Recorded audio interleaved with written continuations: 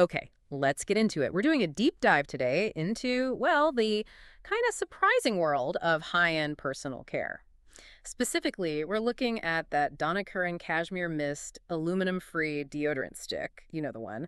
It's got this luxury price tag, way more than your usual deodorant. So our mission really is to figure out, is this actually worth it? Like a necessary luxury, or just kind of absurd? Yeah, and the core thing here, what you really got to ask yourself when you look at these luxury products is, what are you paying for? Is it function or is it the fragrance, the experience?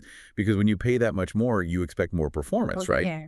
But the actual formula might not deliver on that, especially with how these things are regulated. That's exactly it. People hear cashmere mist, they think premium, they're probably expected to work incredibly well, not just smell nice. Precisely. And what's really interesting, looking at the background here, is the difference between this product and the original one. See, the original Cashmere Mist, that was actually antiperspirant.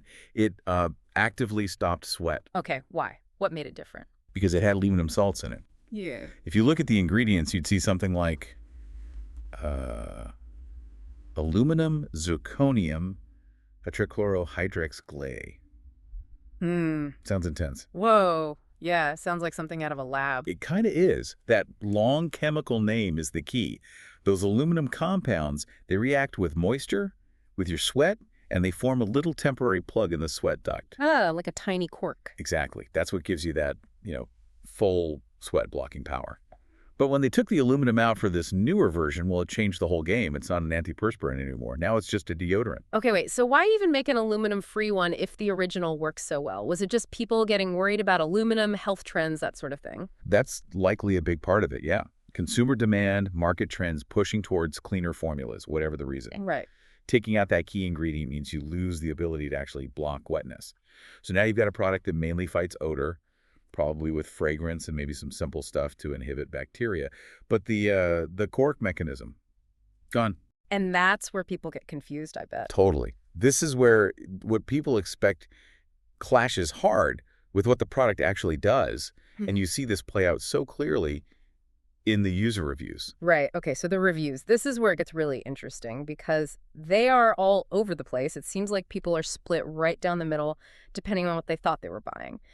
So on the one hand, you've got users who are already looking for aluminum-free options, and they seem to love it. They say it's great for sensitive skin because it's also alcohol-free, causes no irritation apparently, and they really like how smoothly it glides on.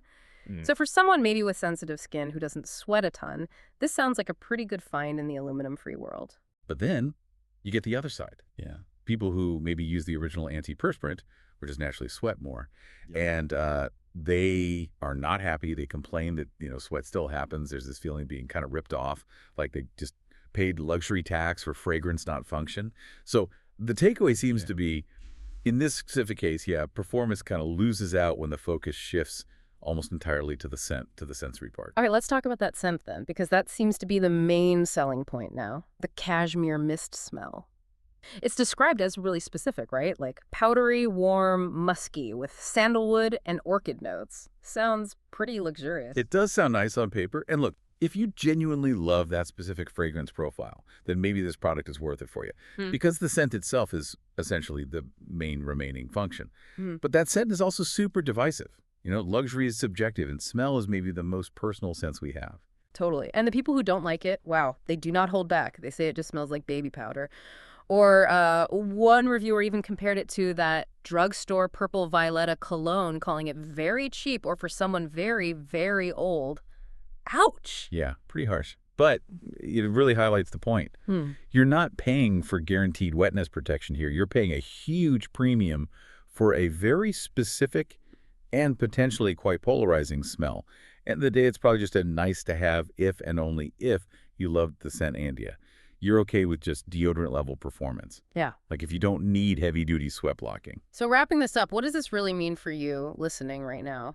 Well, I think it means if you're someone who sweats a lot or you need something reliable for like stressful days or working out, this fancy stick probably isn't your best bet value-wise. You're paying mostly for the brand name and that signature scent.